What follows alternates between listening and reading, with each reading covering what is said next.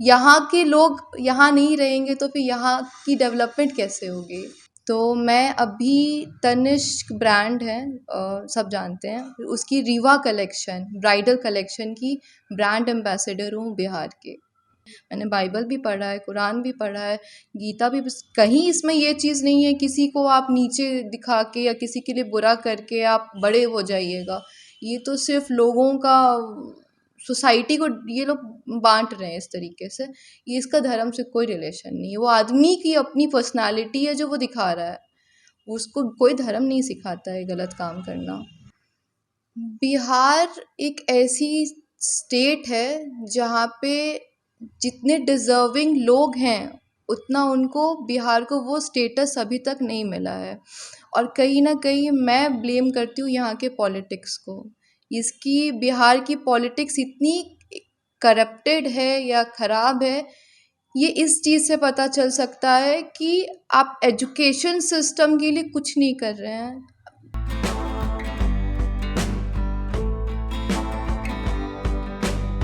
नमस्कार, मैं हूं अनूप नारायण सिंह और आप देख रहे हैं बिहारी खबर के डिजिटल प्लेटफॉर्म को। बिहार की बेटियां अब बेटों से कम नहीं हैं। किसी भी क्षेत्र में आप नज़र उठाकर देख लें, जहां एक तरफ श्रेयसी सिंह जैसी बेटियां देश के लिए गोल्ड मेडल जीत कर लाती हैं, वहीं दूसरी तरफ डॉक्टर शाइस्ता परवीन जैसी बेटियां एक बड़ा मुकाम हासिल करने के बाद अपनी माटी के कर्ज को उतारने के लिए बिहार में वापस लौटती हैं। हम जिनके पास बैठे हुए हैं, इनका नाम है डॉक्टर शाइस्ता परवीन।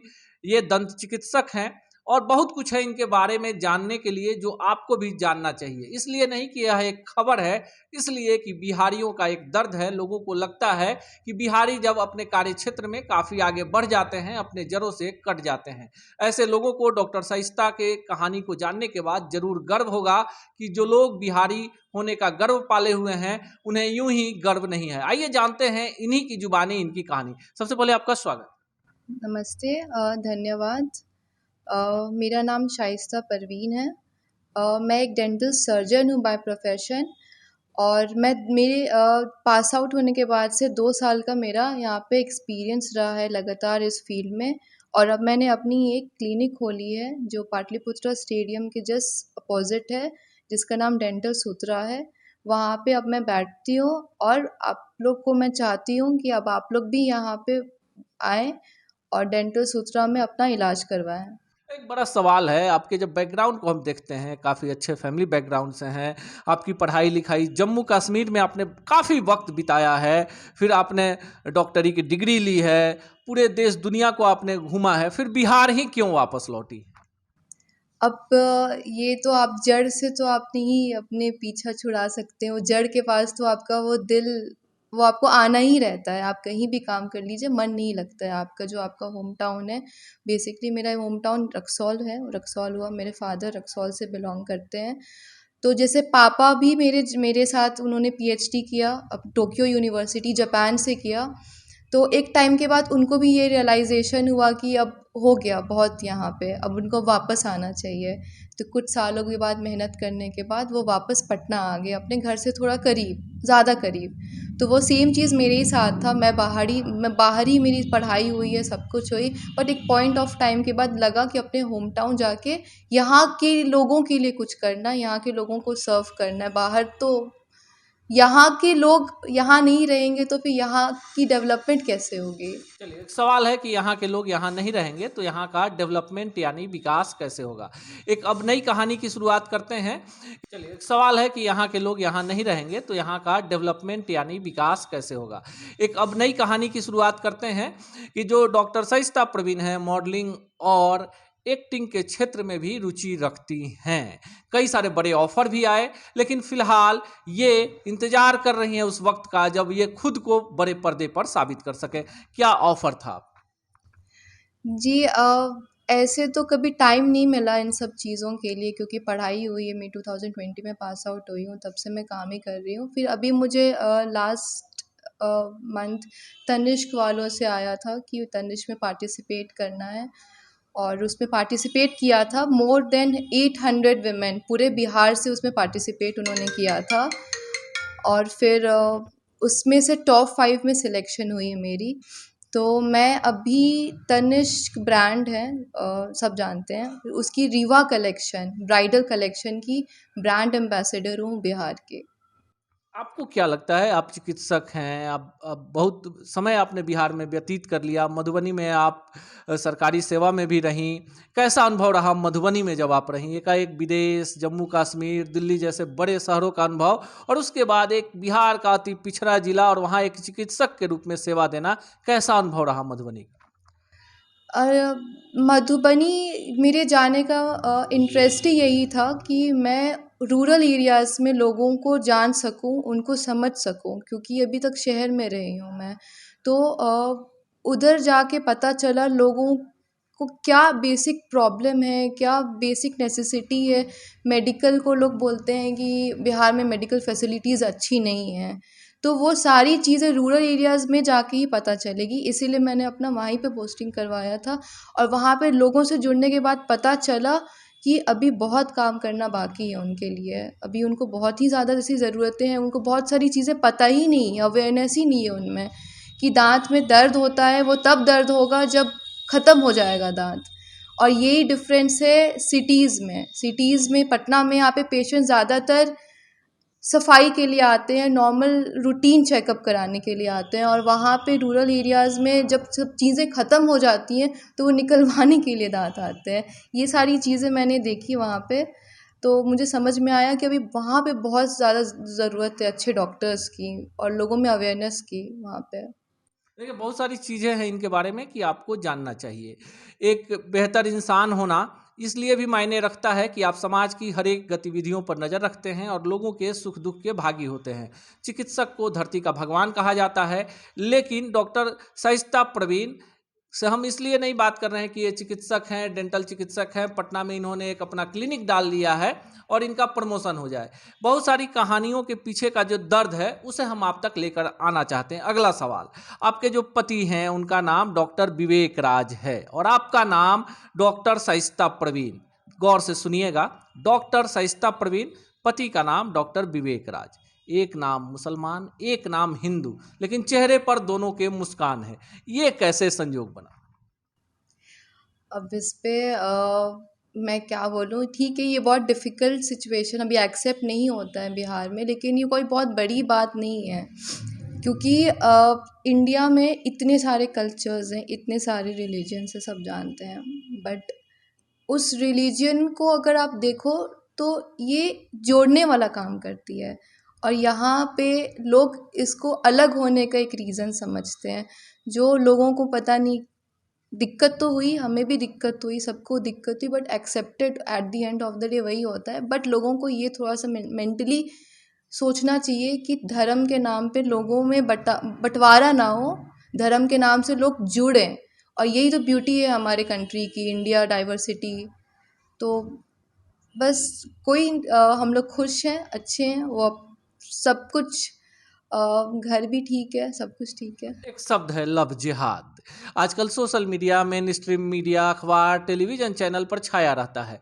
प्रेम करने वाले लोग जो होते हैं उनकी अपनी अंतरात्मा की आवाज़ होती है। इसे धर्म, सीमा, जात या ऊंच नीच में आप नहीं बांध सकते। आपने एक बड़ा कदम उठाया, आपने अपने दिल की सुनी और आप चूंकि सक्षम थी, खुद के पैरों पर खड़ी थी, इसलिए आपको उतने सारे कठिन सवालों के जवाब नहीं देने होंगे। आपको क्या लगता है कि लव जिहाद के नाम पर जो कुछ होता है उचित है, या कहीं ना कहीं ये भी समाज को बांटने वाला एक बड़ा कारक? एग्जैक्टली ये बांटने का ही काम कर रहा है। इसमें आपको धर्म से क्या है? अगर कोई किसी को कुछ कर रहा है तो वो उस इंसान के अंदर की बुराई है, वो उसका धर्म नहीं। कोई धर्म नहीं सिखाता है किसी को कि आप मारिए, आप किसी को गाली दीजिए, किसी का बुरा चाहिए। आप क्रिश्चियनिटी में देख लीजिए, बाइबल पढ़ लीजिए, मैंने बाइबल भी पढ़ा है, कुरान भी पढ़ा है, गीता भी। कहीं इसमें ये चीज़ नहीं है किसी को आप नीचे दिखा के या किसी के लिए बुरा करके आप बड़े हो जाइएगा। ये तो सिर्फ लोगों का, सोसाइटी को ये लोग बांट रहे हैं इस तरीके से। ये इसका धर्म से कोई रिलेशन नहीं है, वो आदमी की अपनी पर्सनालिटी है जो वो दिखा रहा है। उसको कोई धर्म नहीं सिखाता है गलत काम करना। चलिए, तो एक एक और सवाल है, चूंकि देखिए आप चिकित्सक हैं, खुद से आपका जो फैमिली बैकग्राउंड है काफ़ी मजबूत है, खुद से निर्णय ले सकती हैं। एकदम ईमानदारी से बताइएगा, जब आप और डॉक्टर विवेक राज जी की शादी हुई, कहीं ना कहीं दिमाग में चल रहा था कि समाज में जो तथाकथित कट्टरपंथी लोग हैं वो कहीं ना कहीं हंगामा करेंगे, वो कहीं ना कहीं व्यवधान उत्पन्न करेंगे। कितना कठिन निर्णय था ये फैसला लेना। ये बहुत कठिन था। ये तो हम ही लोग जानते हैं कि वो कितना डिफ़िकल्ट सिचुएशन था। पेरेंट्स को कन्विंस करना, पेरेंट्स कन्विंस नहीं हुए, लेकिन फिर भी धीरे धीरे विद टाइम जब कन्विंस होते थे तब सोसाइटी का प्रेशर आता था।